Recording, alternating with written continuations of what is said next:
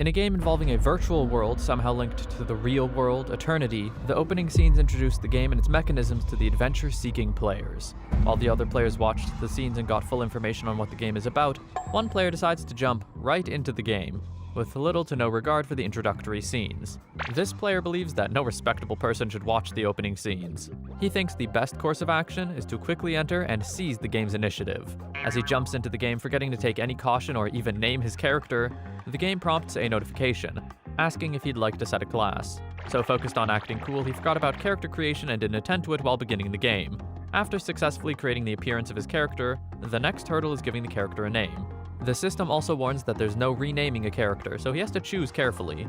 This enthusiastic player tries to go with the name The Kindergarten's Strongest, but unfortunately the player's age does not meet the criteria for choosing that name. Rejected by the system, he tries a different name, Winter, while falling to the ground. The Novice Village. Driven to get a mission immediately before the other players can even get on the game, and also driven by his confidence he has in his skills, he sees an old man that looks like he would be handing out missions to the adventurers that come into the game. Approaching the old man and asking if he could be of help in any way, he hears the wildest surprise he wasn't prepared for. The old man asked in a condescending tone, trying to belittle Winter by confirming if he meant he could provide help to the Novice Village. Almost immediately, the old man exclaims that Winter is not worthy for any mission, and made that clear in a rude manner. Winter thought he was looking down on him as a newbie player, so he sought to prove his strength. In the bid to prove his strength, the old man charges him with the task of heading into the village entrance and killing a slime. A system prompt appears, stating the mission given, as Winter prepares to make the old man eat his words right back. He praises himself in his head, saying that if he hadn't been born, the village would have been left eternally defenseless. I think the pun was intended in this case, seeing as the game's name is Eternity. To get started, Winter pulls out the only thing in his inventory as a newbie player, a wooden stick. Vigorously, he sends it at the slime, but didn't cause as much damage as he expected the attack would. A damage as low as 5 points in this game would not obliterate slimes.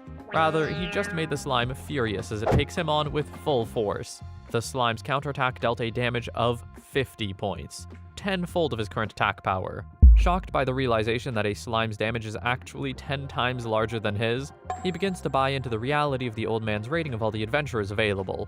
Running away from a slime, he goes into hiding, ashamed that he can't even beat what he perceives to be the weakest enemy. Winter also thought that the other players are also still watching the cutscenes and that he might have enough time to think of a solution before more players start arriving. Ruining the fact that he's stuck on a slime in his first game, he notices a bystander, who the system labels as a Novice Village soldier. In the game, it seems like most of the soldiers are at least level 5, so he approaches the soldier to ask some questions. Without leaving room of a conversation to even brew, the soldier replies no immediately, leaving Winter taken aback, considering how rude all the people in the village might be to newcomers, since the village head and the soldier answered so rudely.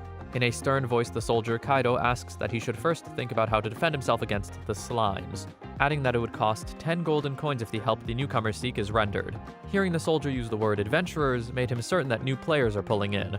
Cunning, he offers to pay the soldier 1 golden coin only, adding he will find someone else that might trade advice for it since the price is not much. The soldier remembers what the village head said a while ago, informing him that adventurers might show up and money could be made from such opportunities.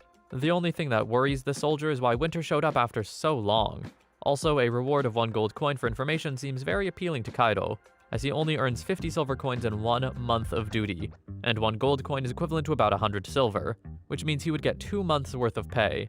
Coupled with the fact that new players don't know how the currency system works, Soldier Kaido realizes the opportunity might not present itself again, so he takes it. Kaido calls Winter back, agreeing to his terms under the guise of Winter's curiosity convincing him.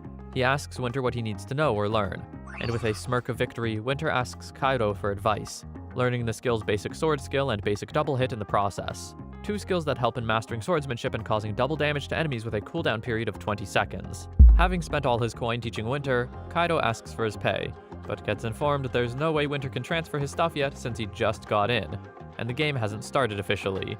To get through this hurdle, Winter suggests he write an IOU to Kaido, promising to pay him as soon as the money is acquired. Angered by Winter's scheming, Kaido suggests that they sign a contract, stating that if Winter doesn't pay him the 1 golden coin within a week, he'll hunt him down and there will be no mercy. After the contract had been made, he convinces Kaido to add 1 more coin, and give him the soldier's equipment. The sword and uniform provide a higher attack power and defense power, compared to what he had when he entered the game, even though the equipment is just white tier. In this game, the efficiency and rarity of things, abilities, and people are ranked in different levels, white being the lowest and heaven being the highest. The white tier level is a poor level compared to the equipment in the continent. The ranking in ascending order goes from the lowest white to bronze, then silver, gold, dark gold, spirit, earth, and the apex, heaven. Now that he's gotten equipment, the slimes wouldn't be a problem, so he heads to the village entrance to get in some revenge. As he heads there, the game ushers in the new players, leaving the novice village completely packed with people. Seeing this, and without further ado, Winter heads over to where the slimes are, ready to seize his chance while only he had it. With the old sword, he uses his basic double hit skill to deal considerable damage to the slime, causing it to attack him furiously. This time is different though, as Winter finds an opening after the slime attacked him, and caused little damage thanks to his improved defense power. Killing one slime has gained him 10 experience points, and made Winter appreciative of the equipment he had. Facing the rest of the slimes, he vetted a terrible judgment on them, eliminating them all to the very last one left. As he kept exterminating, his experience points accumulated and leveled him up to level 2, raising his HP, defense, and attack power by 100 points. With this upgrade, the effectiveness of killing the slimes improves, and he continues with the slimes until there's not a single one in sight. After 2 hours, while the old man looks down on all the adventurers entering the game and the way they think, Winter returns to him at level 3, and with the cores of all of the slain slimes, proving his power clearly. The old man commends Winter on his high IQ, at least enough to clear off the slimes.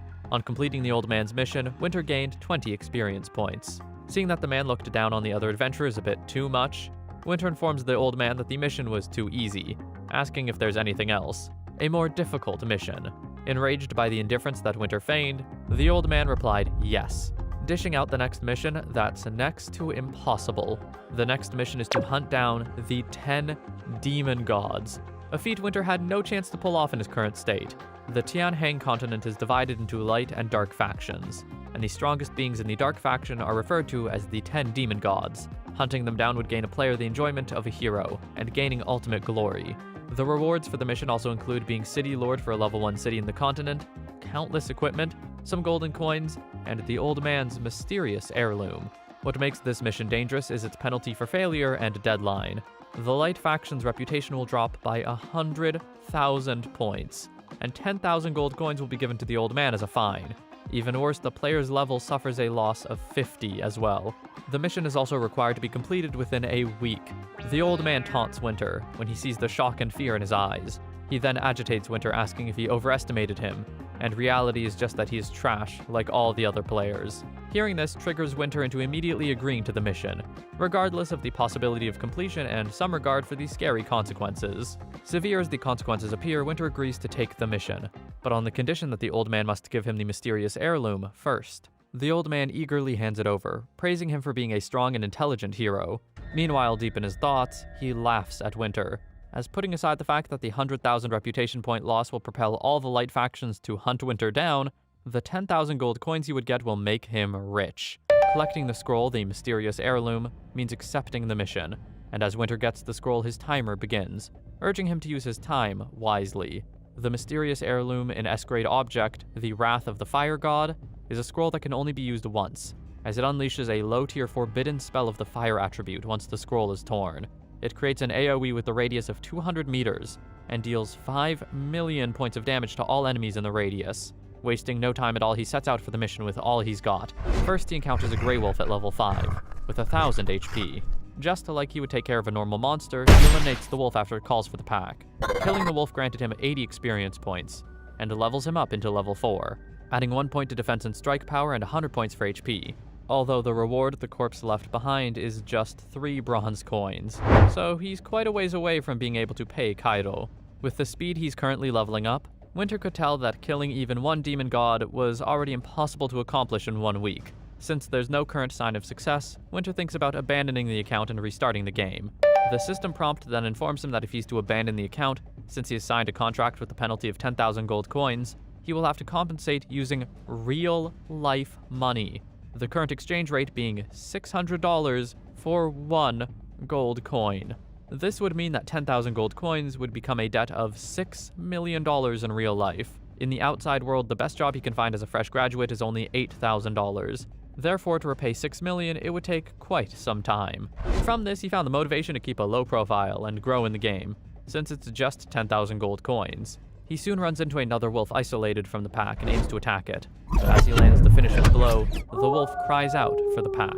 After 2 hours, he takes care of the entire group of wolves, amassing points and leveling up in the process. In 2 hours, he has gotten to level 7, and luckily this time, in equipment, Wolf Skin Wrist Guard dropped, adding 2 points to his defensive power. Euphoria comes to an end when he runs into the demonic Wolf King, a bronze tier boss with HP of 25,000. A wolf that used to be ordinary until it had an unfortunate encounter with a necromancer, and was then transformed into a fierce and powerful demonic Wolf King, with the ability to use forbidden magic. In the end, it became the necromancer's guard dog, used to defend against outsiders. Winter sees that it would be a better idea to attack the boss when he's at a higher level, even though his attacks are just enough to break the wolf's defense. Now, that would be the usual sane response, but nothing about his situation says sane. Winter realizes that if he wants to break out of the situation, he'll have to walk the less trodden path, and take the chance when it presents itself, and when there are no other players around. Winter charges at the Demon Wolf King, getting its attention, but to a huge detriment, because even though he could land a measly 9 points of damage on the wolf, one attack from it would have shaved his life off if he didn't dodge it. Out of the blue, a smaller wolf bites his leg, inflicting a little damage on Winter. As Winter picks it up, holding it by the neck, the Demon Wolf King shows concern for the small wolf, and Winter notices the Demon Wolf would not hurt one of its own. Using this advantage, he uses the small wolf as a shield, landing as much damage on the Demon Wolf as possible. 2 hours later, the demonic wolf has had enough of this, and with half of its HP gone, it decides to transform into a new phase.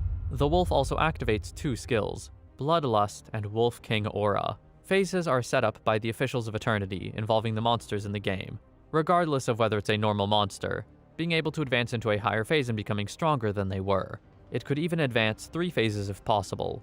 The possibility of a leader monster advancing to a higher phase is higher than an ordinary monster. The transformation and skills will result in a depletion of its opponent's HP by 0.2% every minute, and knowing this makes Winter see that killing a boss will be rougher than he imagined. Using another skill called Ripping Claw, the Demon Wolf kills the normal one, and gets saddened for a bit for the loss. For this duration of 5 seconds, the wolf could not move, and Winter saw the advantage in this, landing as much damage as possible in those 5 seconds. Unfortunately, when the stun passed, the Demon Wolf angrily slashed at him, and one strike from the Demon Wolf King took out almost all of Winter's HP. Seeing that there was little he could do, Winter resorted to a battle of distance and speed, wondering if the wolf can catch up to him while using Wolf King's aura, since it slows down movement speed. Seeing the full power of the Demon King's bloodlust makes Winter wonder if this could truly be a battle of attrition. If Winter moved the wrong way, he would be immediately killed if he got touched by the wolf. Here, he remembers basic sword skills, and with that, he's able to last enough to take out the Demon King. For killing the bronze tier boss, he gets 2,000 experience points and 500 reputation points. He also leveled up to level 10. Due to him being the first person in the entire game to kill a bronze level boss, Winter also gained 10 attribute points of his choice, 1,000 reputation points, and a rare object, the Blessing Orb. A system prompt asks if he would like his glorious battle results to be announced to all the adventurers descended into the Tianheng continent. The message also added that announcing it would let him gain 100,000 reputation points. Winter agreed, and the entire Tianheng continent knew his name, and some were in shock, while others were in awe at his mission speed. They all began to send friend requests, but he had more important details to tally with. As he proceeds, he runs into the demonic Wolf King's progenitor, the Necromancer. The Necromancer introduces himself as one of the powerful individuals at the Dark Gold tier of the continent, and a step away from the Spirit tier, and his mission is to gain retribution for his puppet, so he asked Winter to say his last words. In a means to buy time, Winter belittles him, asking why a powerful entity was in such a small village. This is to reveal that the Necromancer was not at his peak condition at the moment, although the Necromancer still felt he should be able to take on and kill an adventurer.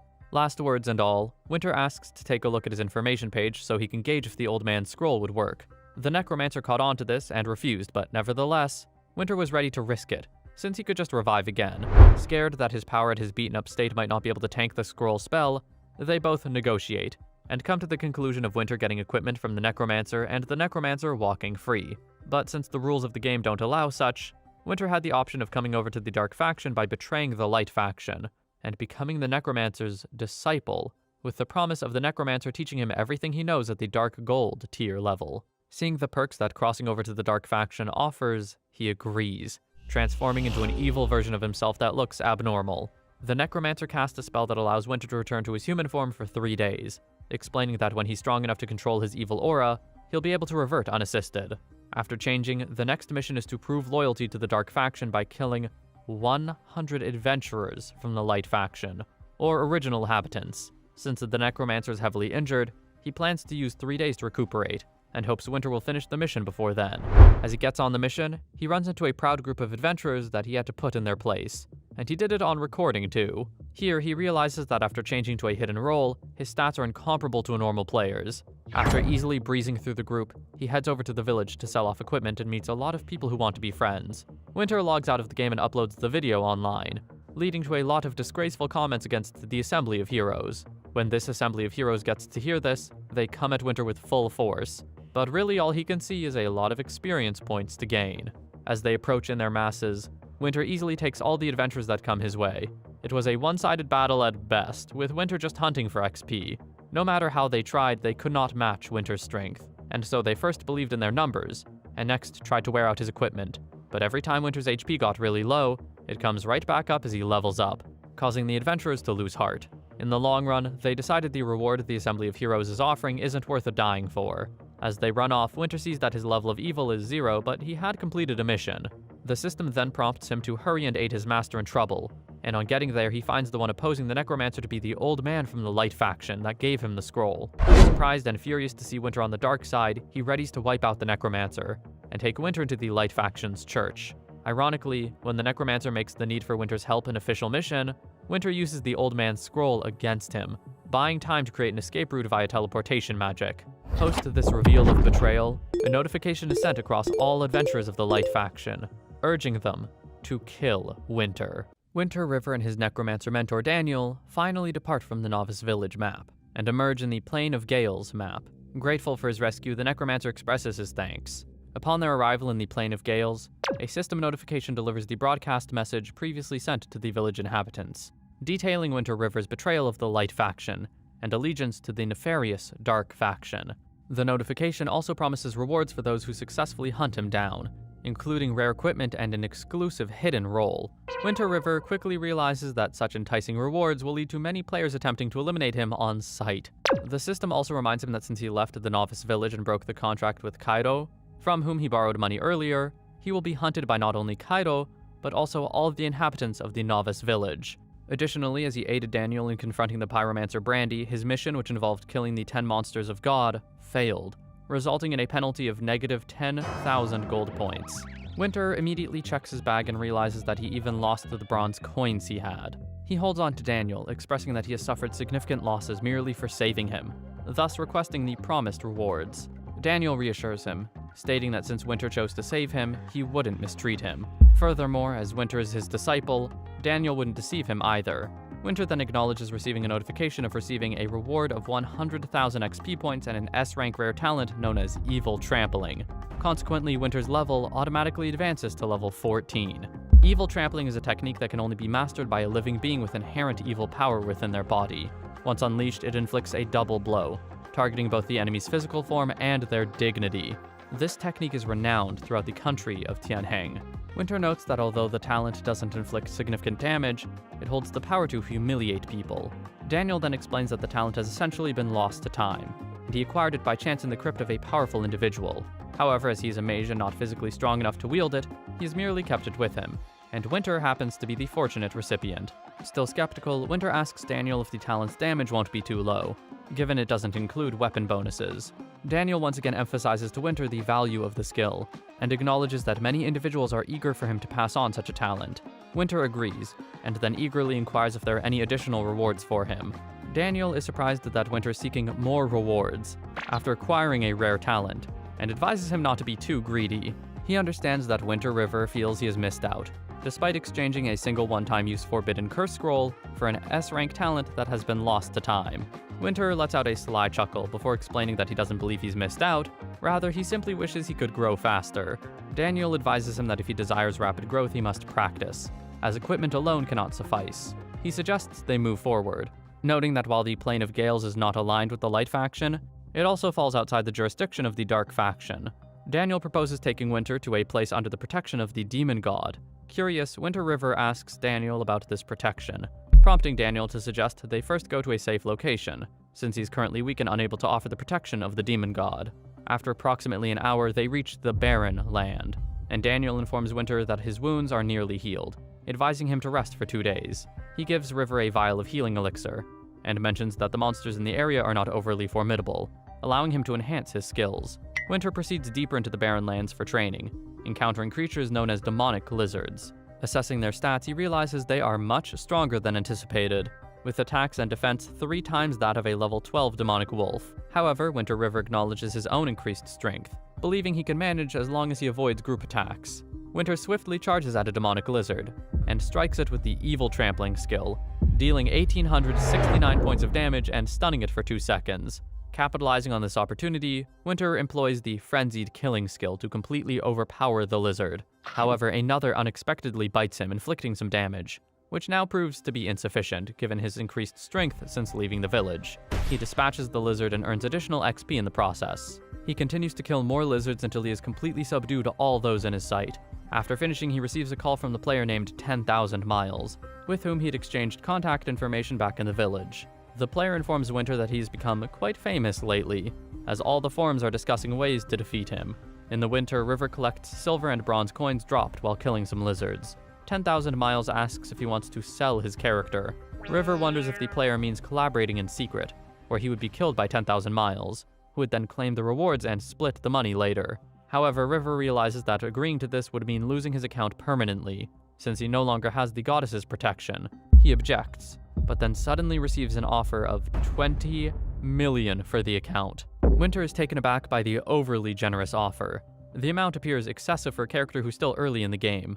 Additionally, he acknowledges that even if his account were to be destroyed, 20 million would be sufficient for him to attain wealth and reach the pinnacle of life. Winter River concedes that had it not been for the exaggerated manner in which the Dark Swordsman's strength increases, he might have contemplated selling his account. While he recognizes that 20 million is huge, he cannot resist the desire for more power. He finally informs 10,000 Miles he will not sell his account due to the severe punishment involved, which is not merely a matter of losing a level.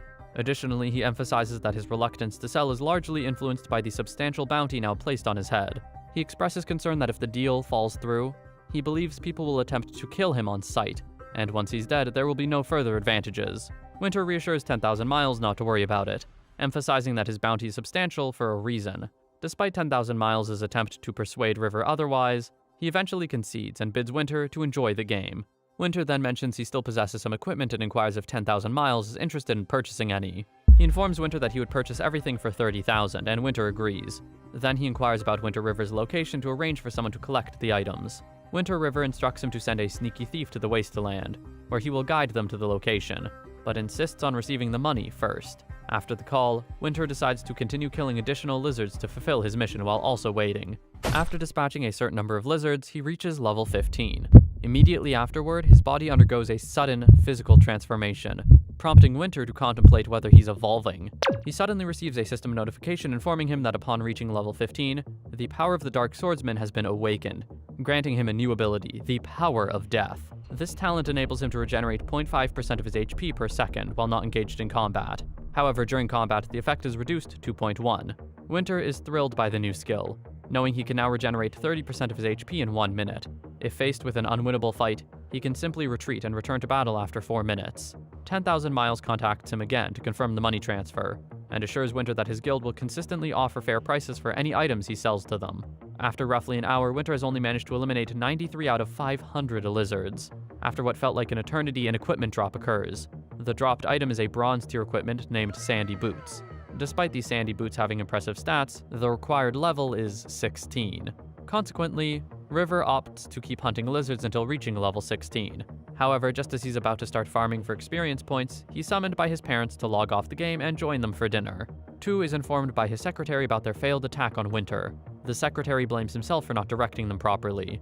Tu reassures him to not worry, stating that the bounty hunters are filled with lone players, making it impossible for them to all heed his directions. Tu then vows to make Winter pay for the disrespect, and asserts that as long as Winter River keeps playing, there will be no shortage of people hunting him down.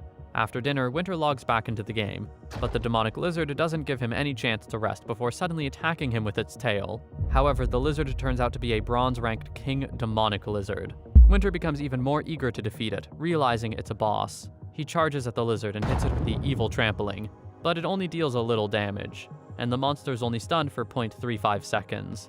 The monster, on the other hand, afflicts Winter River with poisonous skin, an ability that reduces the affected person's HP by 50 for 10 seconds. Winter promptly consumes the elixir provided by Daniel to regenerate his HP, and continues to engage the lizard in combat. Eventually, he severs the lizard's tail and persists in attacking it until he ultimately defeats it. Upon the lizard's demise, it drops numerous bronze and silver coins as a reward, prompting Winter River's eyes to widen in amazement at the equipment it yields. Winter acquires a bronze-tier yellow stone armor, a notably durable suit that enables camouflage in the desert for ambush tactics. Additionally, he obtains a Demon's Stone Staff, a basic yet powerful weapon. Despite acknowledging the armor's respectable stats, Winter realizes it requires a minimum level of 20, which he has yet to attain. Moreover, he cannot utilize the staff due to his non-mage status. Promptly, he contacts 10,000 Miles to gauge interest in purchasing the equipment, but is informed that the guild members lack the necessary level requirements to utilize it. Winter attempts to persuade him to purchase it by suggesting that he'll inevitably find use for it someday, and the staff's statistics indicate it's certainly a valuable item.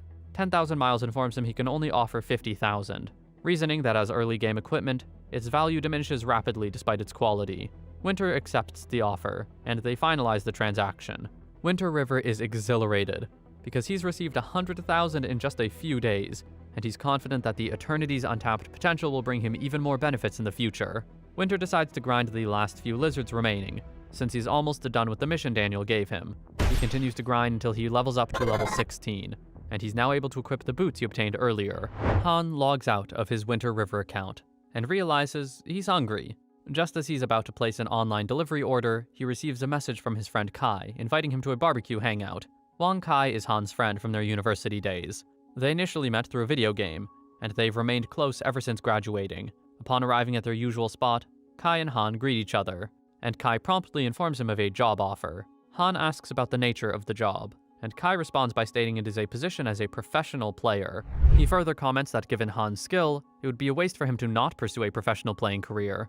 Kai mentions that he's employed by a studio gearing up for a major breakthrough in the gaming industry. He suggests connecting Han with them so they can collaborate. Han declines Kai's offer, prompting Kai to wonder whether Han's reluctance stems from fear of potential sabotage. Kai reassures Han, emphasizing he has no intention of sabotaging him, and highlights the attractive benefits such as high pay, insurance, and pension, ensuring a comfortable life. Furthermore, Kai suggests that given Han's level of skill, he could easily earn up to 10,000. However, Han clarifies that he prefers to work independently. At that moment, Kai realizes that Han has chosen to pursue the game on his own terms. Han explains that Eternity's virtual reality is so immersive that it's often referred to as a second world, making it impossible to resist its allure. Kai then asks him for his username so he can add him as a friend, but Han tells him it's a secret. Han knew it would be best to not reveal that he was Winter River, since many people were after him. Kai then asks if the reason he's being secretive is because he's being hunted in the game, but Han doesn't give a clear answer. Kai then shares with Han some gossip he heard. Apparently, when a player reaches a specific power level in Eternity, they'll gain access to a secret realm. This secret realm appears to be linked to the adventurer's talent, possibly because the authorities in charge of Eternity favor using tests to determine a player's talent, rather than relying on luck. Han inquires how Kai came across this information, to which Kai responds that it's plausible because he's part of a skilled studio. Kai informs Han that he's returning to work, and they exchange farewells before Kai departs. Han logs back into the game as Winter approaches Daniel. Daniel expresses his surprise at Winter completing the mission so quickly. Winter then requests his reward from Daniel. Daniel reassures him, stating he would never mistreat him. He then places his hand on Winter's forehead, causing Winter to immediately upgrade to level 17. In addition, Daniel gives him a silver tier item called the Storage Ring, which grants its users the ability to increase their storage capacity to 20. Winter then inquires if Daniel has any more information about Adventurer's talents. Daniel is surprised that Winter's asking him about talent, but he realizes it's only natural for him to do so, since he only joined a few days earlier, and hasn't acquired any talent yet. Winter River asks him to be more specific, and Daniel explains that when Winter becomes as powerful as the original inhabitant of the game world, he will gain access to a special secret realm and undergo a special trial there. After the trial, he will have approximately 60 minutes to acquire the talent he desires. He further explains that talents are like balloons, each with different colors, and once he selects a talent that he's satisfied with, he leaves. Winter is startled to learn that he only has 60 minutes to select a talent. Daniel concurs, noting that 60 minutes isn't much time, especially considering that most talents he might find are quite ordinary, mainly D or C rank. Daniel reveals his own talent, a C rank ability called Medicinal Mania, which slightly enhances his chance of successfully creating medicine. He then mentions a talent within the Sword of God Light faction, known as Sword Heart, boosting its user's final damage output by 80%. When Winter inquires about its rank, Daniel informs him it's SS rank, one of the highest ranks in Tianheng. Winter Rivers wonders if there's a rank above SS, but Daniel assures him that there isn't. Daniel explains that throughout the entire continent of Tianheng, the number of individuals possessing an SS talent is minimal. He advises Winter to not dwell on this fact, since he has already bestowed upon him an S-rank skill which is sufficient. Winter then inquires about the criteria of being considered a standard inhabitant. Daniel responds that it's silver tier, emphasizing that what's more significant is the variation in entry requirements for the secret realm, with some gaining access at level 20, while others require level 30 or higher. He assures Winter River that he will understand the rest once he becomes stronger, and proceeds to grant him the demon god's protection. Winter feels both anxious and excited, because he can't wait to discover what makes the demon god's protection so special that it can replace an adventurer's revival ability. After Daniel blesses Winter River with the demon god's protection, his body begins to undergo another form of physical change, as he feels a huge amount of evil aura flowing through him. He receives a notification that he has now obtained the ability to gain titles. Initially, Winter River wonders if that's all there is to it, but then he receives another notification that he's acquired the title of The Fallen, as a consequence of betraying the adventurers of the Light faction. One perk of this title is that all the HP he will receive in the future will be doubled.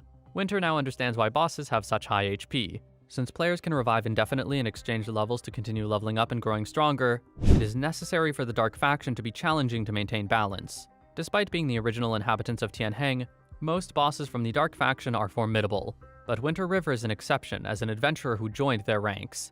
He possesses both the ability to swiftly grow stronger like an adventurer and the resilience of a boss. When Daniel inquires about his feelings about being under the demon god's protection, and if he's shocked, Winter admits to being slightly surprised. Winter River asks Daniel where they should go next, because they can't continue standing outdoors.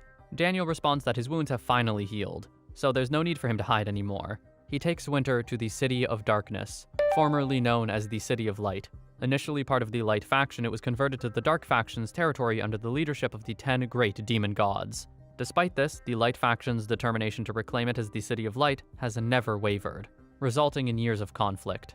Upon arrival at the gate, the guards welcome Daniel as the city's leader, shocking Winter to realize Daniel holds such a prestigious position. Daniel admits that he's had the position for less than 6 months, so he doesn't know many people. However, it is because of his title as the city head and his power that he had the chance to break through to the spirit tier. Upon entering the city, Daniel introduces Winter to the deputy city head, an undead knight named Cantor. Cantor kneels before Daniel, but Daniel tells him to not be so polite, and thanks him for all his help. Cantor praises Winter and notes that he has great potential, as the evil aura in him is to be feared. On getting into the mansion, Winter asks Daniel if he isn't worried that the city is very close to the Light faction's base of power. Daniel laughs it off and says that he's a necromancer, so death isn't something to be feared. Daniel explains that necromancers do not naturally belong to the Dark faction, so the elite of the Dark factions are always cautious of them, as they don't want another outbreak of the undead. In Tianheng, all living beings fear and avoid the undead. Daniel acknowledges that he might die, but before that happens, he intends to offer Winter some advantages through his position. Although he cannot provide him equipment and tools for free, he assures Winter River that he has other means to assist him. He then assigns Winter a mission, ordering him to combat a group of wild mice that have been attacking the city's skeleton soldiers during patrols. Winter Rivers receives a task to clear out wild rats with a B difficulty rating. These rats have been attacking skeleton soldiers, so finding the root of the problem is crucial. With a requirement to eliminate 500 of these creatures, Winter isn't sure where to begin. He approaches a skeleton soldier and inquires about the location of the majority of the most demonic rats. The skeleton takes offense at Winter's inability to discern her gender, and retorts that he should recognize she's female. Winter counters, pointing out the challenge of determining gender in walking bones. Despite the initial tension, the skeleton reveals that the demonic wild rats are abundant in the northern side of the City of Darkness, often burrowing within the bodies of skeletons. Following the directions provided, Winter locates a significant gathering of the demonic wild rats. Facing off against these level 22 adversaries, Winter quickly assesses their threat level, and realizes they pose a considerable danger. The prospect of drawing the aggro of just one rat could result in an onslaught from hundreds more. Unexpectedly, the rats abruptly flee in the opposite direction, away from Winter. Their retreat is triggered by the sinister aura emanating from his body, instilling fear in the creatures. However, Winter knows he can't allow them to escape, as he remains committed to completing his mission. Activating his evil abilities, Winter demonstrates why he's earned his ominous reputation. With precision and efficiency, he employs frenzied killing to swiftly eliminate the rats, effortlessly neutralizing the threat they posed. 2 hours later, he spots an item: black iron wrist guards, a piece of equipment crafted with care by the blacksmith of a third-tier town, unaffordable to normal adventurers. Winter notes that he'll need to achieve at least level 20 to utilize such equipment effectively, keeping it in mind for future progression. A notification interrupts his thoughts, announcing that a player named God's Forbidden Zone has acquired the B-rank talent in agility, earning additional rewards as the first adventurer to do so. This revelation catches Winter off guard, highlighting the competitive nature of the player base. As Winter reflects on the implications of this development, another system notification demands his attention. He's warned that his extermination of the demonic wild rats has provoked the wrath of a formidable adversary, the silver-tier boss, the Demonic Rat King. The Demonic Rat King, shrouded in mystery, possesses an enigmatic level, and derives its power from exposure to a potent source of demonic aura. A rare twist of fate has granted it abilities far surpassing that of ordinary demonic rats, though it typically remains concealed from the outside world. Its looming presence forebodes a daunting challenge for any adventurer who dares to cross its path. Standing at a size comparable to 3 bears and glaring with ferocious intent, despite its formidable appearance, Winter discerns that its defensive capabilities are not overly formidable, yet its offensive prowess is off the charts. The true extent of the king's level and talents remains shrouded in secrecy, but Winter surmises that they likely exceed his own. As Winter stands firm in his determination not to let another adventurer seize the glory of slaying a silver-tier boss, he strategically employs his evil trampling technique to momentarily restrain the demonic Rat King, buying himself precious fractions of seconds in order to strategize and counter the beast's onslaught. The sheer magnitude of damage inflicted by the king serves as a stark reminder of the perilous nature of their encounter, prompting Winter to acknowledge that without his conferred title, he would be ill-equipped to contend with such a formidable adversary. As the relentless battle rages on hour after grueling hour, Winter remains locked in combat with the demonic Rat King. Winter braces himself for the inevitable escalation in the ferocity of their conflict, knowing that the true test of his mettle is yet to come. The rat starts to screech, and numerous little minion rats come out in their numbers, but the minions take one look at Winter and run for the hills. Seeing this, the demonic king takes off too. Winter goes after the king. He charges with his sword, determined to kill the king, whose HP bar is at critical levels. He follows the escaping rats into a cave, where he starts to feel a wave of power from. He looks for the source and finds a purple electric gem. On getting closer, he's immersed in the power surge. Bathed in the radiant glow of the purple electric gem, Winter feels a surge of power coursing through his veins, as the latent evil energy within him is temporarily amplified. With his stats bolstered by an astonishing 1,000%, he launches a relentless assault against the demonic Rat King, channeling every ounce of his newfound strength into each decisive blow, culminating in a triumphant victory, as he delivers the final decisive blow that vanquishes the formidable foe. Amidst the echoes of battle, a sense of accomplishment washes over Winter, as he emerges victorious against the silver-tier boss. A chorus of congratulatory notifications heralds his achievement, rewarding him with a substantial experience boost of 180,000, propelling him to the esteemed rank of level 19.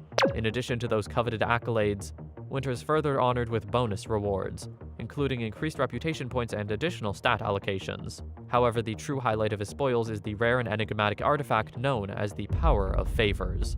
The Power of Favors is a product of the wild. It harbors strength that only a few gods possess and is precious beyond measures. Still, in this world, there will be a lucky few favored by Lady Luck. Filled with anticipation, Winter eagerly examines the mysterious artifact, intrigued by its potential to elevate his lower-tier skills to new heights of power. The prospect of enhancing his abilities fills him with excitement, urging him to broadcast his triumphant victory to all adventurers across the continent of Tianheng. The promise of substantial reputation boosts upon making the public announcement only adds to his eagerness. Without hesitation, Winter seizes the opportunity to bask in the glory of his achievement, making the announcement to a stunned audience of players. Their reactions range from shock and envy to disbelief, but Winter revels in the recognition of his prowess and the newfound respect he commands among his peers. However, amidst the revelry, Winter's attention is drawn to the impending talent trial, a tantalizing opportunity that promises new challenges and rewards. With only 3 minutes remaining till its commencement, Winter prepares himself mentally for the trials that lie ahead, eager to prove himself once again in the face of adversity. Although a lot of luck is involved in obtaining a talent, the talent trial is the only way for players to get a chance to raise the rank of their talents. He remembers his teacher Daniel saying that players can't use items or equipment in trial. He, however, never said that one couldn't use skills. Winter plans to use the Power of Favors to get a chance to obtain the best talent. Winter has the option of selecting the skill he would like to increase the rank of, which is limited to a B or lower rank skill. Winter selects Dark Sword skill, which due to the effects of the Power of Favors, has evolved into the Art of Killing in A rank. His Dark Sword skill is a passive skill with a talent exclusive to Dark Swordsmen. Its power hides under the surface, and its appraised skills are only a tip of the iceberg. On the other hand, the Art of Killing is an A rank passive skill. It's also a talent exclusive to swordsmen, and it previously rained blood upon the continent of Tianheng and shook the world. Only those who have killed countless others will be able to internalize this extremely strong skill. Dark Sword skill's passive only increased Winter's attack by 50, but it evolved into the Art of Killing, and that increased 4 times, also providing a flat attack increase, while removing the requirement of sword-like weapons. Winter's current upper limit of his attack is only around 200 points, so a passive addition basically doubled it. As for the Purple Electric Gem, it's a magical gemstone that can temporarily stimulate a person's hidden power. If a player has a lot of it, their strength will naturally increase crazily, but should they not have enough, the increase will be similarly limited. Its effect is to increase one's power according to their hidden power, and this lasts for 1 minute. Winter has now obtained the Purple Electric Gem. The charges remaining decreased to 2 out of 3, meaning it was already used once. From all indications, the increase at that moment was forcibly added to the use count. Winter wishes he could bring the Purple Electric Gem's 10-fold increase to his stats into the talent trial. 3 minutes are almost up, a countdown. Then Winter is transported. A system notification pops up about the start of the trial. He is to kill the enemy within 10 minutes. If he succeeds, the possible rank of the talent he obtains will be increased to C to D rank. If he fails, it will be D rank. The timer starts and Winter faces the enemy, a wild rabbit, classified as a normal enemy. For Winter, the stats of the rabbit are worse than a slime. So far, it hasn't done anything beyond engage Winter in a staring contest. Winter checks the stat bar. Although his level became 1, it looks like the free stat points the system rewarded can be brought in. He has 20 unallocated free stat points. Winter decides he'll add them all to attack and bring on the stronger talent. He meets the requirement now, and the possible rank the talent he will be able to obtain is C to D rank. A new enemy shows up, as well as a notification saying that he has reached level 10. It makes sense to him, as in the trial, both sides' levels will be equal. Winter is pumped up to see what rank talent he ends up getting with the role of a Dark Swordsman in addition to the Art of Killing. The demonic wild wolf comes into play. It's just a wolf, not even a boss, and it's not worth a second glance, especially with his increase in level to 20. Winter receives a system notification signaling the fulfillment of the requirements, and to his surprise, the talent he has acquired has been elevated to an AD rank. The ease with which this progression unfolds prompts a sense of satisfaction. Winter's prowess in dispatching new adversaries remains unparalleled. With each victory, his talent undergoes further augmentation. The rules stand firm. Winter must eliminate the enemy within the allotted 10-minute time frame. Success will elevate his potential talent to an SB rank, presenting a substantial advancement. However, failure to achieve this objective will result in a downgrade to the SD rank, underscoring the high stakes of each encounter. The new enemy is a young purple-winged tiger, with a hierarchy of dark gold tier boss. Young purple-winged tiger, a number of a species of thunder-winged powerful tigers that live on Leiyun Mountain's peak. Although it has just been born and has not yet come into its full power, it must search for adventurers to challenge. The previous challenges increased the ceiling of the talent's rank, but the next one increases the floor, which is to say, Winter might only get a D-rank talent even after having passed all the fights. Getting an S-rank one would depend on luck. Winter's level has been temporarily increased to 40, and his attack has reached 576 as well. With this, he's able to combine an attack until he has the young purple-winged tiger kneeling. But just when he thinks he has the upper hand, he gets hit by the tiger's thunderbolt punishment, losing 6,757 HP. This aggravates him and he doubles his effort, meeting the requirements. The possible ranks of his talent have now been increased to SB rank. What's more is that he has obtained free stat points +5. Winter quickly adds them to his attack. As soon as he does, he's faced with a water Qilin. It's a god tier boss, meaning the task will be difficult. His level will be temporarily boosted to level 50, and will be restored to what it was originally after the talent trial. Winter's attack has now increased to 600, and his Art of Killing is just as strong as it was before. Besides flat attack, it increases the attack by 100% and definitely won't become useless. The water Qilin is an exceedingly rare creature, seldom encountered by most denizens of the vast seas. As a harbinger of fortune, it possesses an inherent mastery over water. During its youth, it exhibits formidable power, while upon reaching maturity, it stands the chance of transcending to a divine realm, ascending to become one of the most formidable entities in Tianheng. Given its inclusion as a tier within the talent trial, its influence may extend beyond the confines of the trial, potentially impacting the real world in significant ways. Even though Winter faces a level 1 god tier boss, he's at a significant advantage with his level 50 status and formidable talent. With strategic planning and a stroke of luck, Winter has a strong chance of overpowering and defeating the god tier boss, showcasing his growing strength and prowess in battle. Winter observes that the final talent of the god tier is preceded by the word prohibition, which leaves him puzzled as to its significance. He reflects on the fact that even a level 1 water Qilin possesses the ability to cast curses, adding to the mystery surrounding the potential effects of the prohibition talent. As the battle commences, Winter finds himself overwhelmed by the water Qilin's power. A single blow inflicts significant damage to his HP, instilling fear within him. The curses unleashed by the water Qilin leave him feeling helpless and controlled, causing panic to surge through him. Despite his previous achievements, Winter grapples with the possibility of defeat and the uncertainty of what to do next. While he acknowledges his commendable progress and the potential for obtaining an S-rank talent if fortunate, the prospect of losing is one he cannot bear to accept. Fueled by anger, Winter retaliates by asserting that humans also possess an innate control over water, not yielding to the water Qilin's superiority. However, his taunts only serve to further enrage the Qilin, as indicated by a system notification revealing a 1,000-fold increase in its hatred towards him. Moments later, another notification warns of the water Qilin's escalating fury in response to Winter's provocations, signaling its imminent use of the talent, Prohibition Ocean Domain. Dodging his enemy's attack with finesse, Winter receives a notification, congratulating him on reaching level 50, and unlocking the latent power of a Dark Swordsman during his intense battle. As a result, he acquires the formidable skill Dark Reincarnation, classified as an S-rank skill, enhancing his combat prowess significantly. As the malevolent energy surges within him, threatening to overwhelm his very being, Winter feels as though he's on the brink of exploding.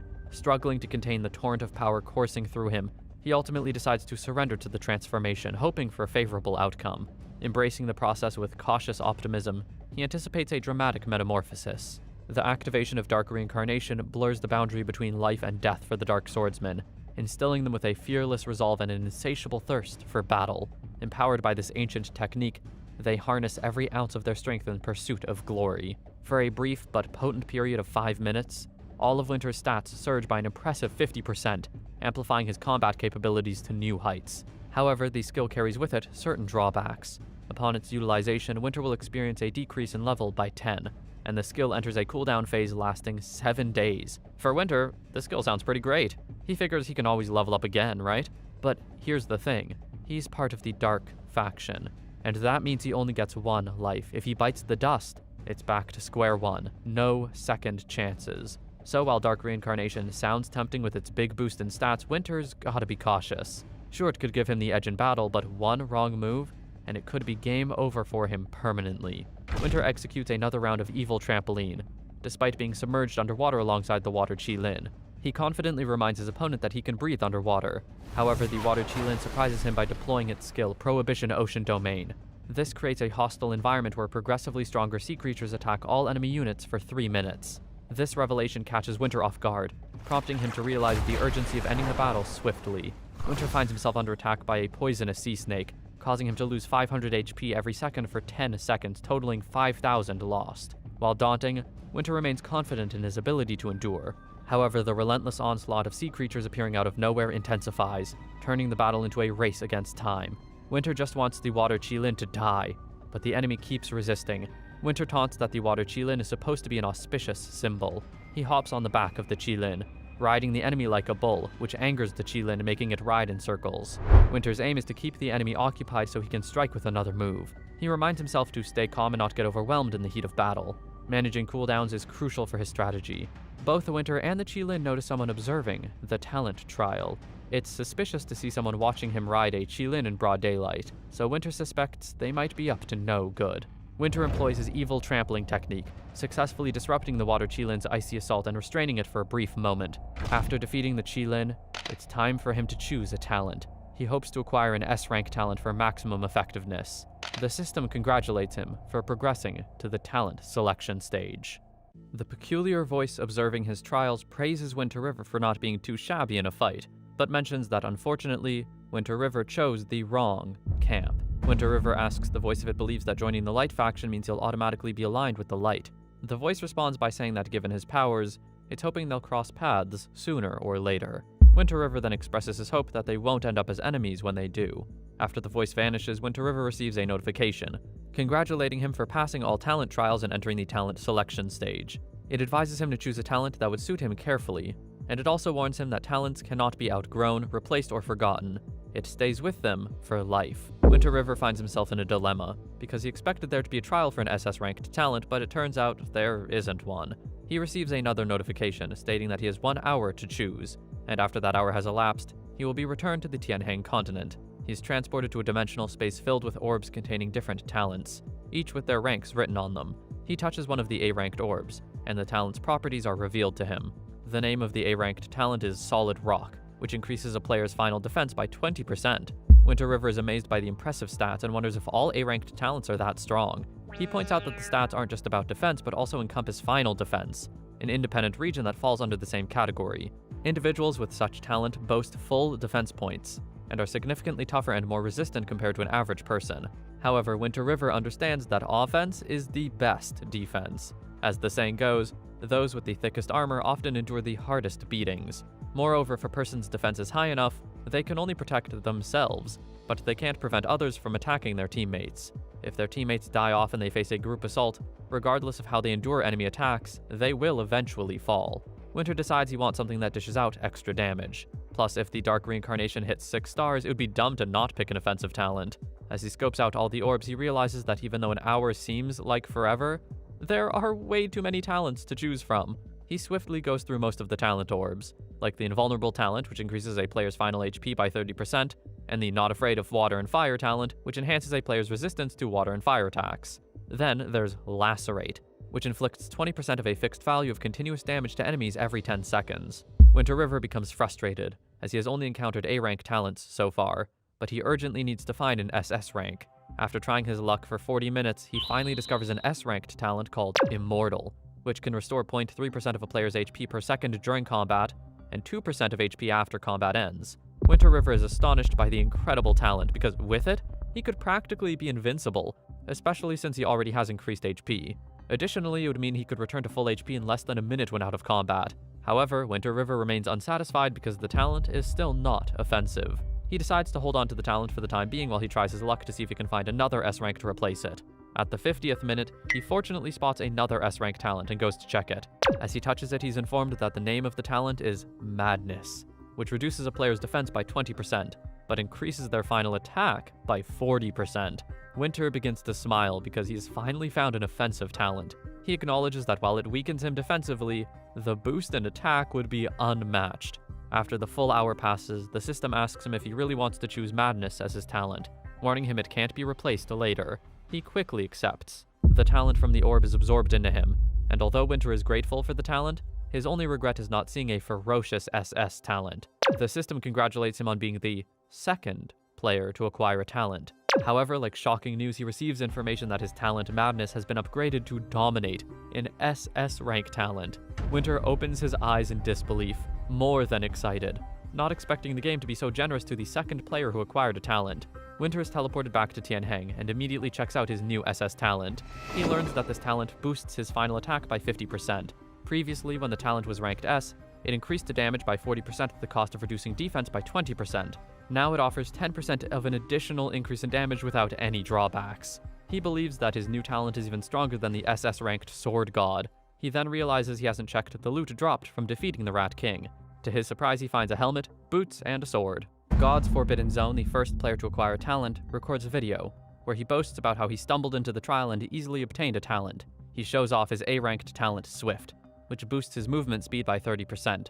He suggests that anyone seeking advice on acquiring a good talent should send him a private message. Watching from a monitor, Han laughs at how the player acts arrogant just because he secured an A-rank talent. Han acknowledges that the talent suits his assassin class well, but remarks that it's a pity, since in the face of ultimate power, all skills are merely tricks. After finishing his dinner, Han logs back into the game and re-enters Tianheng as Winter River. Winter remembers that the Rat King dropped 3 pieces of silver-ranked equipment and 50 coins. The equipment included a brilliant gold helmet, the sword of the Rat King, and brilliant golden boots. Unfortunately, the sword requires a minimum level of 25 to equip, and the boots a level of 30. Even worse, he is still 27% short of reaching level 20. Therefore, he decides to attack more monsters to gain experience and test his new talent. While testing it out on some nearby rats, he realizes that it allows him to deal an insane amount of damage. A system notification appears, asking him if he wants to inform all the adventurers on the Tianheng continent of his accomplishments. He accepts, and a general notification is sent to everyone. The lower-ranked adventurers who receive the notification are envious of Winter's achievements in such a short time, and they wonder if he could be the system's favored child. They also discuss how he is even more powerful than the first person known to have a talent. Some adventurers didn't even realize that an SS talent existed, as they all thought the highest rank was S. After hearing the good news, 10,000 Miles calls Winter to congratulate him on his achievements. He expresses surprise at how quickly Winter is advancing, and mentions that if he hadn't met him in person, he might have suspected Winter was an insider placed by the game dev. Winter humbly responds that he was just lucky, but 10,000 Miles urges him to not be so modest. He also asks Winter River for some tips on how to obtain a high-ranking talent in the trial, and promises to pay fairly for the information. Winter decides, it wouldn't hurt to share, so he tells him that there is no special trick. He can only depend on his class skill and class growth stars. However, he points out that even with the right knowledge, acquiring SS rank talents is almost impossible because it's tough for beginners to gain enough strong skills. Additionally, enhancing the likelihood of obtaining a higher rank talent through passive stat bonuses is challenging. Another requirement would be to have growth stars from a hidden class, which are rare. Thirdly, even if wealthy players manage both of these tasks, it still takes a significant amount of time and money. Plus, since the initial rewards of +1 have already been claimed, the best possible reward now is an S-rank talent. 10,000 Miles thanks Winter River for the information, transferring 100,000 won to his bank account. He then asks Winter River how many growth stars he has, and Winter replies that he has 4. 10,000 Miles immediately posts on the system timeline, asking if anyone would be willing to offer him hidden class change-related missions, with the starting price set at 7 figures, while the exclusive hidden price starting figure will be at 8 figures. Winter is surprised at the announcement, as making a general announcement like that would require about 100 gold coins worth thousands of won. After 10,000 Miles finishes the broadcast, he speaks with a guild member, telling him that his priority has now shifted to securing a hidden class, especially if it's an exclusive one. The system notifies Winter that his mission has been completed, and he can now head back to his teacher to receive a reward. He gets excited because he can finally put on the Lizard King equipment after leveling up to 20. Upon returning to the manor, Daniel is shocked to see that Winter River's attack has increased tremendously. Winter River decides to not tell Daniel about his SS talent, unsure of how he would react to such news. However, Daniel suspects that Winter has acquired a good talent regardless, but chooses not to ask until Winter decides to share it voluntarily. Daniel then asks Winter which equipment he would like to choose, leaving Winter amazed that he's given the option to choose for himself. Daniel reminds Winter River that he will always use the resources of the Dark City to train him. Winter River thanks him, and mentions that he has a weapon to use but its required level is too high. He then asks Daniel if there's a way to lower this level. Handing the sword over to Daniel, who inspects it and comments that it isn't a bad choice for him at the moment, Daniel gifts Winter a C-grade item called Gift Orb. The function of this Gift Orb is to reduce the requirement level of silver grade and below equipment by 10. Winter happily thanks Daniel and activates the orb. The system then offers him an option to select which item's level he would like to lower, and he chooses the Sword of the Rat King. The Gift Orb reduces the required level for the sword to level 15. Winter River then asks Daniel if it would be appropriate to upgrade the Sword of the Rat King with the Blessing Orb he obtained earlier. Daniel is surprised to see Winter with a Blessing Orb, and tells him that is even more valuable than a Gift Orb. Daniel then says it's a good idea to use the orb, because there are various ranks of Blessing Orbs, and the quality of the one Winter has is relatively low, so he won't be suffering a huge loss by using it on the Rat King's sword. Winter River then uses the orb on the Rat King's sword, increasing the overall stats, particularly the attack, boosting it from 150 to 180. Winter is pleased because the weapon, though simple, becomes significantly more powerful with the addition of attack percentages and his talent advantages, surpassing a mere 180 points. He's then notified by the system that he's advanced to a new level, achieving the status of a silver tier boss. His title changes from The Fallen to Dark Master, and his stats are upgraded as well. His HP, attack, and defense increase tremendously. With these new stats, Winter River realizes he cannot be instantly defeated. Additionally, his final HP is boosted by 150% due to the protection of the Demon God. Daniel tells Winter that his talent and skills seem quite impressive. Winter politely responds that it is all thanks to Daniel's guidance. Daniel smiles, and mentions that although Winter's attack strength is high, his defense is weak, and his equipment is inadequate. He advises Winter that he needs to improve if he wants to be of real help to the Dark City. Winter then asks what his next steps should be.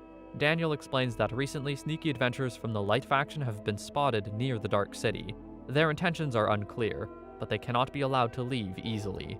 Daniel instructs Winter to eliminate them and thus contribute to the Dark City's defense. The system notification then asks if he would like to accept the mission, and he chooses yes. Winter had thought his teacher would assign him to deal with wild beasts. He didn't expect to be dealing with players instead. However, he's happy because the XP he gains from killing players always comes quickly. Winter then receives a notification that the mission requires him to kill 500 adventurers in order to pass it. Winter asks Daniel for some elixirs, and Daniel informs him that unfortunately, before he could give them to him for free as part of his mission reward, but at the moment if he wants them, he would have to trade for them. However, Daniel agrees to sell the elixirs to him at a 30% discount. Due to their relationship as master and student, Daniel offers to sell a healing elixir for 30 silver coins, and a life elixir for 70 silver coins. Winter is shocked by these expensive prices, as even with the 30% discount, they still cost a lot. Without the discount, the original price of the elixirs would be as high as 1 gold. Winter examines his inventory, realizing he only has 5 gold coins, 70 silver coins, and 10 bronze coins. He thinks to himself, this isn't just selling elixirs, it's straight up robbery. Despite shedding a tear over his monetary loss, he still goes ahead and purchases 5 life elixirs and 4 healing elixirs. Heading outside the city, he spots an adventurer riding a dragon. The adventurer also senses his evil aura from below, and the dragon serving the adventurer asks if he would like to investigate. However, the adventurer claims to be on an important mission with no time to spare. Winter thinks it would be awesome to ride a dragon, but he knows it's only possible in the later stages of the game. Then he spots another adventurer, Infidelity Master, a trainee thief, spying on him. Infidelity Master is surprised to see Winter River is now a silver tier boss. Winter mocks Infidelity Master's struggle to grasp how he became a boss. He starts wondering about the adventurer's next move. Then he alerts the adventurer to his presence by calling out, addressing him as a foolish adventurer, and asking why he's tailing him. Infidelity Master feels offended by being called foolish adventurer, since they're all players in the game. However, he starts to worry if Winter was an NPC, whose name was intentionally made to look like that of a player's. But after much thought, he dismisses the idea, because NPCs don't get rewards for killing, and the video of him slaying other players proves he isn't an NPC. Infidelity Master comes out of hiding, and questions Winter's intentions. He reminds Winter that the rewards for killing him are enough to drive anyone insane. Winter casually swipes at Infidelity Master, instantly taking him out with a single strike. Infidelity Master respawns at the beginning of the game, wondering how Winter managed to deal over 1,000 damage to him, especially with just a normal attack. He then shares River's coordinates with the other adventurers, urging them to attack him. He also warns them about the massive damage inflicted by Winter River, leaving them perplexed, since the highest attack power among guild members is only 176. The adventurers decide to team up and launch a coordinated attack against him. Winter decides to run around so the adventurers won't be able to ambush him. He knows that the village won't possibly want to give a forbidden curse scroll to one of the adventurers, but on the small chance it does happen and its user decides to face him head on, he would definitely die. Moments later, over 500 adventurers show up at the coordinates Infidelity Master sent to them, including Infidelity Master himself. They all go in search of him, and Winter River, who is hiding, knows that as long as he doesn't face that huge number of adventurers head on all at once, he'll be fine. Soon after, some adventurers send Winter's new coordinates to the rest of the adventurers, after he had defeated them in a single shot and sent them respawning back in the village. The adventurers set out to find him at the new coordinates, but upon arrival they realize he's already moved on, and the freshly respawned adventurers provide him with updated coordinates. The captain leading the team grows incredibly frustrated with Winter's tactics. He expresses disbelief at the size of Eternity's map, noting that the City of Darkness and its surrounding towns alone could accommodate over 10,000 players. Additionally, he laments the fact that despite the game being live for only 4 or 5 days, most players are still stuck in the newbie village. Mobilizing tens of thousands of people to find one player seems unrealistic to him. He begins to suspect that Winter is somehow cheating, because there's no conceivable way he could inflict such damage with a single strike. Upon realizing the attack is not going in their favor, the captain orders the rest of the troops to retreat. He remembers that in preparation to confront Winter River, he invested heavily in special tools capable of trapping an opponent for up to 10 minutes, significantly weakening them as well. However, his plan failed, because Winter River has been systematically picking them off, and if they remain, they will incur heavy losses. Winter River reaches level 22 after eliminating the 500th adventurer. He then receives a system notification indicating that the Light faction has taken notice of the numerous adventurer deaths near the City of Darkness, prompting them to devise a plan. In a week, they will return to reclaim what is rightfully theirs. Winter River realizes that this is the first large-scale event since it went live, and it's going to test the entire guild's cooperation and organizational abilities. He then receives a notification, instructing him to join the battle, as he holds the position for the third line of the city. He is somewhat afraid of fighting, because he knows that in a large-scale event like this, The light faction always comes out on top.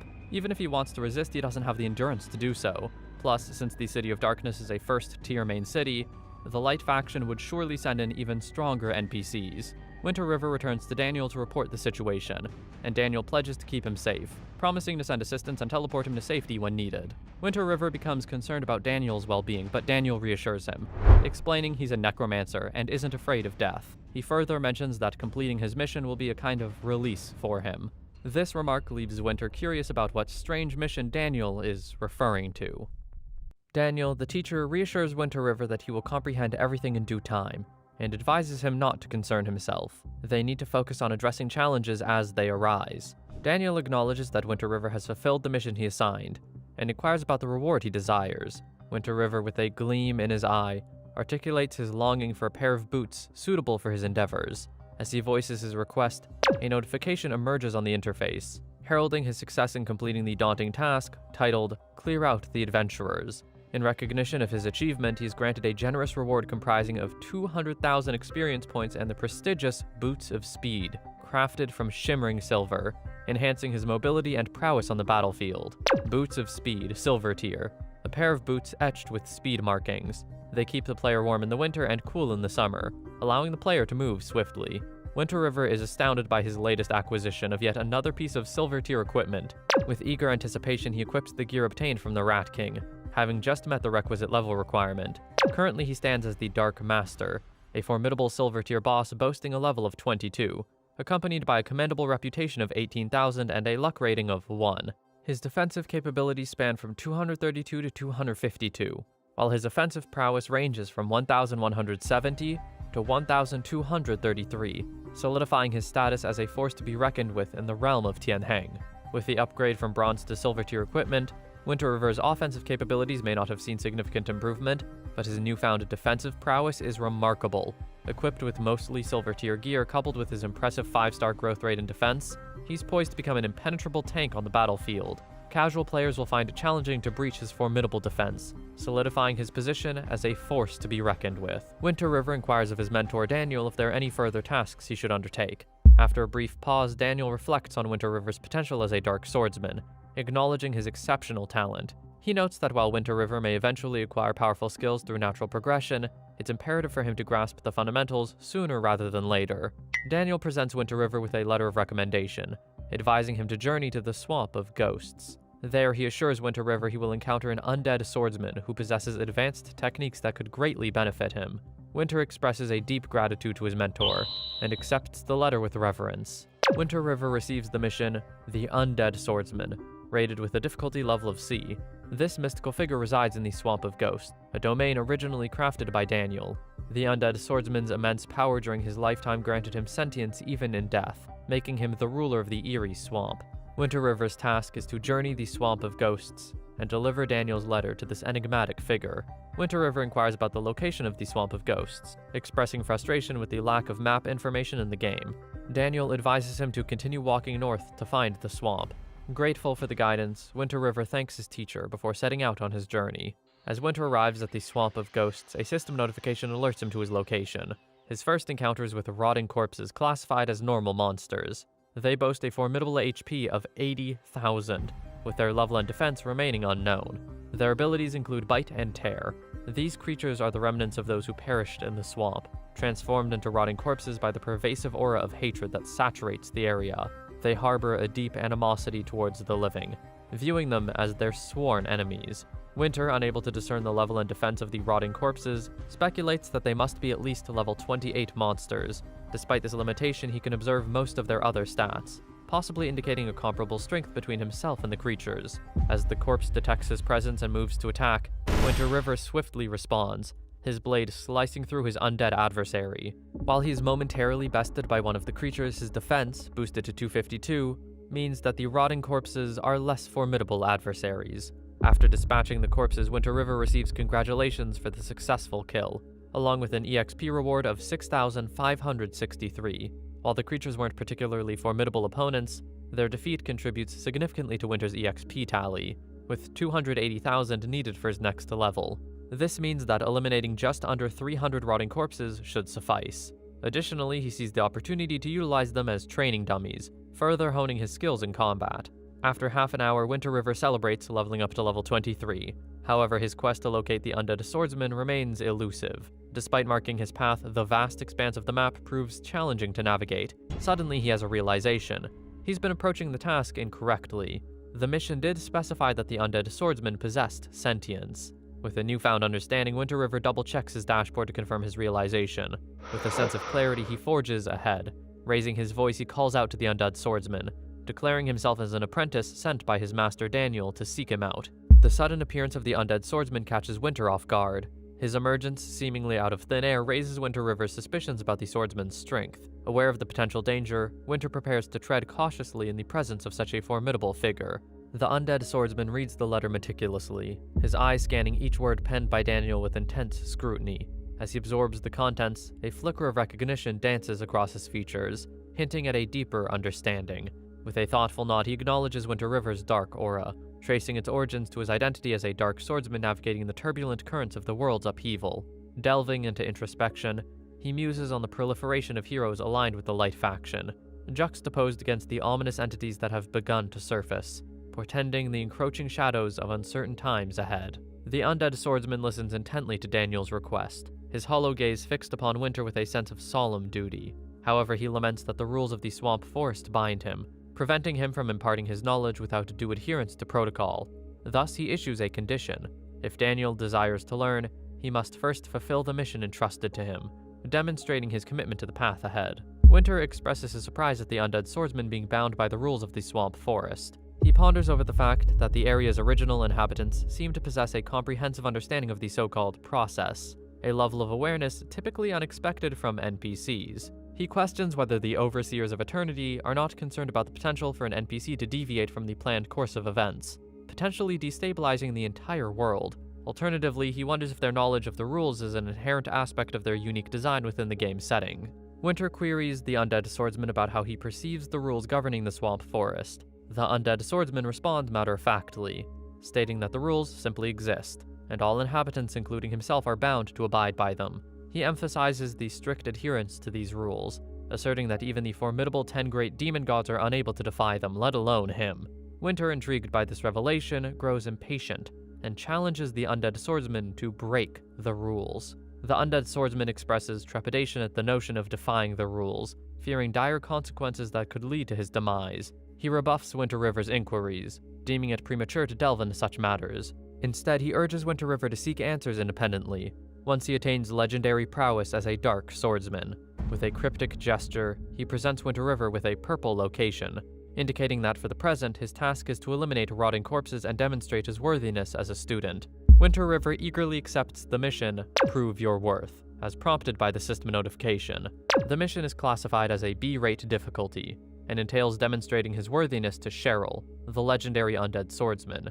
He is tasked to do this by exterminating 1,000 rotten corpses. This endeavor is crucial for Winter River to prove his mettle and earn the opportunity to learn from Cheryl the art of combat and the intricacies of vanquishing adversaries. Winter expresses astonishment at the daunting task of slaying 1,000 rotten corpses, to which Cheryl responds by emphasizing the necessity of rigorous training to strengthen Winter River's skills. Cheryl reminds him that his current level of prowess is insufficient to become his student, and advises him to undertake the challenge with determination.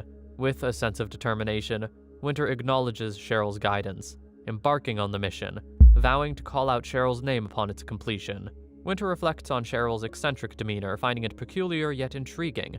Despite the late hour, he resolves to forego sleep in pursuit of greater strength, essential for defending the city against the impending attack.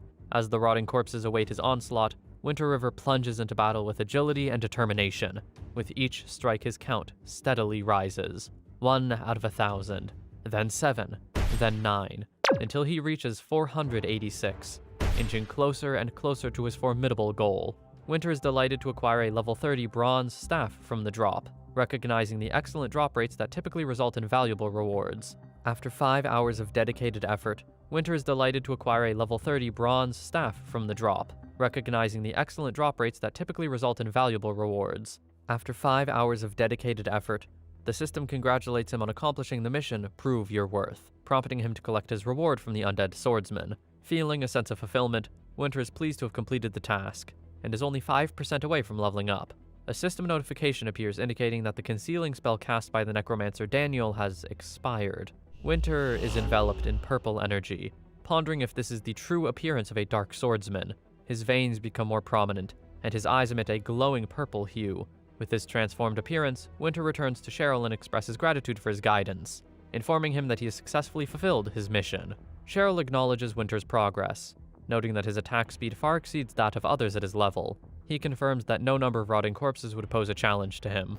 A new system notification congratulates Winter on completing the mission Prove Your Worth, rewarding him with 200,000 experience, and the qualifications to become Cheryl's student. Winter's efforts have also propelled him to level 26. Cheryl instructs Winter to drop the formalities and address him simply as teacher, as per Daniel's request. Winter complies and addresses him accordingly. Cheryl then proceeds to show Winter a catalog of skills, including high-level and unique abilities that Cheryl possesses as an undead swordsman. Winter is intrigued by a specific skill called Evil Solution, an S-rank ability. The description indicates that Cheryl acquired the skill while battling the Light faction. It's particularly effective against groups of foot soldiers, instantly dispatching targets over 10 levels lower than the user.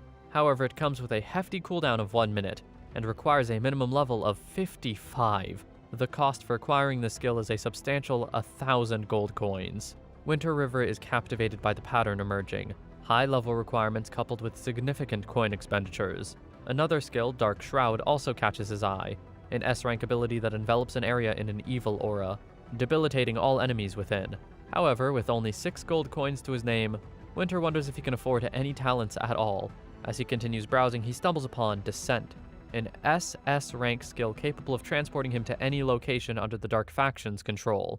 Despite its incredible utility, Winter realizes he's far from meeting the requirement. With a level requirement of 99 and a staggering price tag of 99,999 gold coins, it leaves him speechless.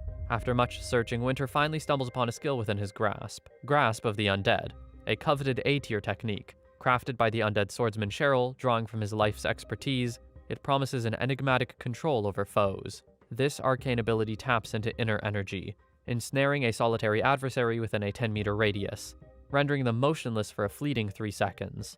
With a cooldown period of 1 minute and a prerequisite level of 25, its potency awaits Winter's mastery.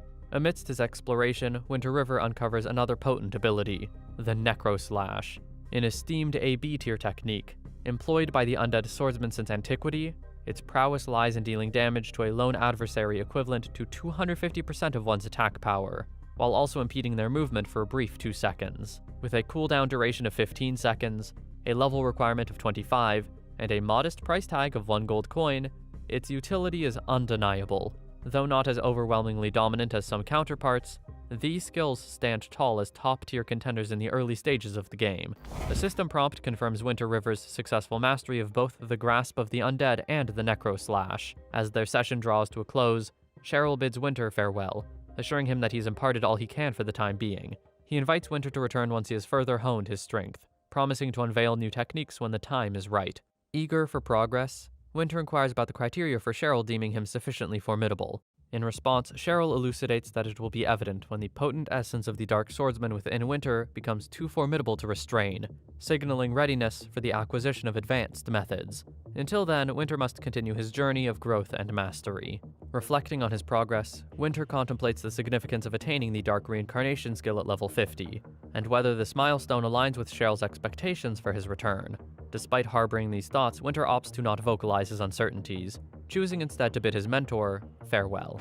Upon removing the game helmet, Winter realizes it's already 3 in the morning, prompting him to acknowledge the necessity of rest. Fully aware of the importance of sleep for both mental and physical well-being, he resolves to prioritize restorative rest before continuing his adventures in the virtual realm. As the morning sun filters through the window, Winter's phone buzzes with a call from his friend Kai. With a hint of playful teasing, Kai remarks on Winter's late rising, prompting Winter to explain his late-night gaming session. Curious about the latest system announcement, Kai inquires about the siege battle, to which Winter responds with a sleepy acknowledgement. Despite his drowsy state, Winter recognizes the significance of the event, referring to it as a notable engagement. Kai presses further, questioning Winter's participation in the upcoming battle, highlighting the lucrative rewards at stake, including coveted golden tier equipment and ultra-rare items. The revelation about the event rewards catches Winter off guard, prompting Kai to clarify that the information wasn't publicly announced by the system. Instead, Kai obtained it through a special channel, and sees no issue in sharing it with Winter, given the lack of confidentiality agreements. Encouraging Winter to verify the details himself, Kai assures him that engaging in some minor monster battles for points isn't such a bad idea. Inspired by the potential rewards, Winter devises a plan, and promises Kai a meal treat once they successfully execute it. With excitement brewing, they prepare to dive into the upcoming challenge with renewed determination. With time ticking away in the game, Winter wastes no time at all, and rushes to discuss strategies with his mentor, Daniel. Confident in his plan's potential effectiveness against the Light faction, he approaches Daniel with a sense of urgency, ready to defend their main city. Daniel listens attentively as Winter outlines his plan. Beginning with the observation that adventurers typically resist being controlled, Winter emphasizes that many adventurers like himself don't conform strictly to the ideals of the Light faction. Regardless of their faction allegiance, adventurers retain autonomy over their actions, a fact that Winter believes can be leveraged to their advantage. Winter is eager to share his plan, but Daniel urges him to get to the point quickly. Undeterred, Winter continues, highlighting the allure of substantial rewards that draw brave souls. He emphasizes the Light faction's historical undervaluation of adventurers, noting the underlying hostility and disdain. Thus, Winter proposes a reversal of fortunes, recruiting adventurers to fight for the Dark faction, turning the tables on their adversaries. Winter reflects on the pervasive contempt towards adventurers he's noticed since his arrival in the starting village. He speculates that many players share this frustration, and are eager to deviate from the main storyline. Daniel, however, cautions against oversimplification, noting the complexity of joining the Dark faction. Undeterred, Winter emphasizes the power of enticing rewards, suggesting that even if players can't directly join the Dark faction, heightened incentives could sway them.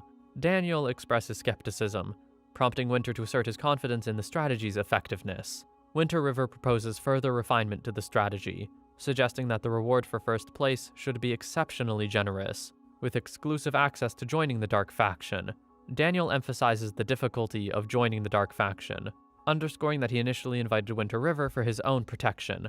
He cautions Winter against underestimating his strength, noting that it exceeds mere Dark Gold level. Winter is taken aback to learn that Daniel has attained the Spirit level. However, Daniel emphasizes that his previous strength transcended mere Dark Gold level, though he avoids delving into specifics. He explains that once adventurers accept the protection of the Goddess of Life, they are bound to fight for the Light faction under an unbreakable contract. Winter questions how this prevents first-place reward adventurers from joining the Dark faction. Despite Winter's optimism, Daniel maintains a cautious stance, aware of the complex dynamics at play. Daniel comprehends Winter's intricate plan, acknowledging that as long as Winter maintains his top position, the allure of joining the Dark faction remains merely a hollow promise. Winter grins triumphantly, gratified by Daniel's understanding of the strategy. Impressed by Winter's cunning tactics, Daniel not only accepts him as a student, but also admires his brilliance. Despite their initial friction, Daniel now wholeheartedly embraces Winter as his disciple, fully endorsing the plan. A system notification prompts that the City of Darkness feels the pressure from the Light faction, and it decides to widely recruit adventurers who wish to abandon the Light for the Dark. Interested adventurers may register with the NPC Undead Knight outside of the City of Darkness. Winter River receives a system alert, indicating that the Siege Points leaderboard and the Defensive Points leaderboard are now open, and the rewards can be checked. It also lists the rewards for the 1st to 3rd places. The 1st place winner will be rewarded with the opportunity to join the Dark faction and obtain the hidden class of Undead Swordsman. The 2nd place winner will receive a piece of random Dark Gold level equipment and 1 S-class rare item, and the 3rd place winner will get 2 pieces of random gold level equipment. Daniel casts another stealth art on Winter River, and this time the duration is set to last a whole month. Winter River is surprised by the extended duration, and Daniel explains that because he has regained his strength and healed all his injuries, the stealth art he placed on Winter River can now last longer. Suddenly, Daniel asks Winter River if he has seen Cheryl. Winter River responds he has, and mentions that he learned 2 new skills from Cheryl, and was told to return when he becomes stronger. Daniel mentions that it seems Cheryl doesn't plan to return to the Light faction, which is actually a good thing, because it means he would be around to provide assistance. Winter River is concerned about what Daniel means by Cheryl returning to the Light faction, which might mean that Cheryl was originally from the Light faction. Daniel tells Winter River that Cheryl is quite strong and that one day when he dies, Cheryl will be his next mentor.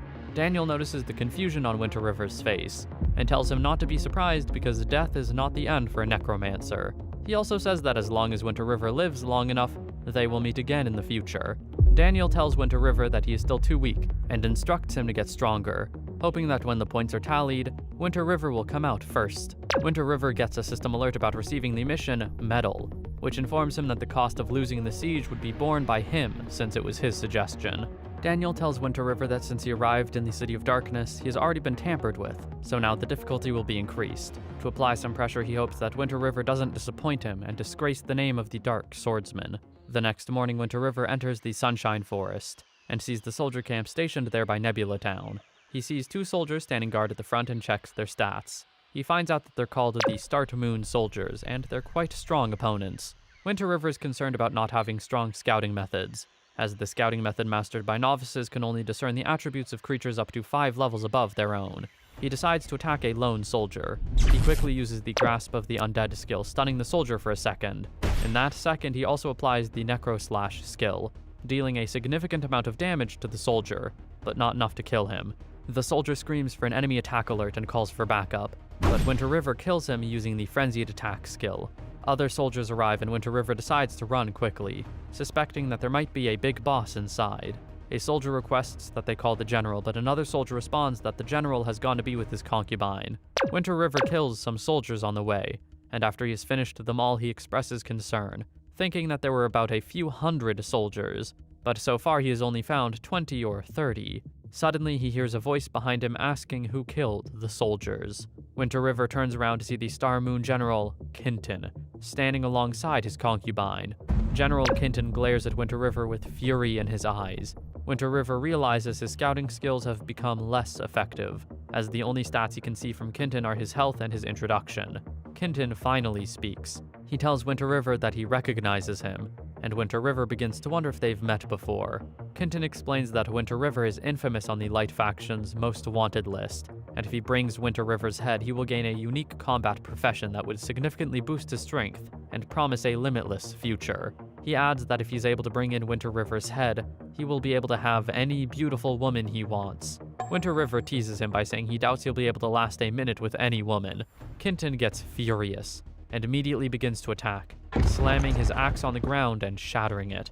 Winter River dodges and uses the Evil Trampling skill, but due to the large difference of stats between them, no suppression effect occurs. Kinton turns around and slashes him with his axe, and the damage he receives is really high.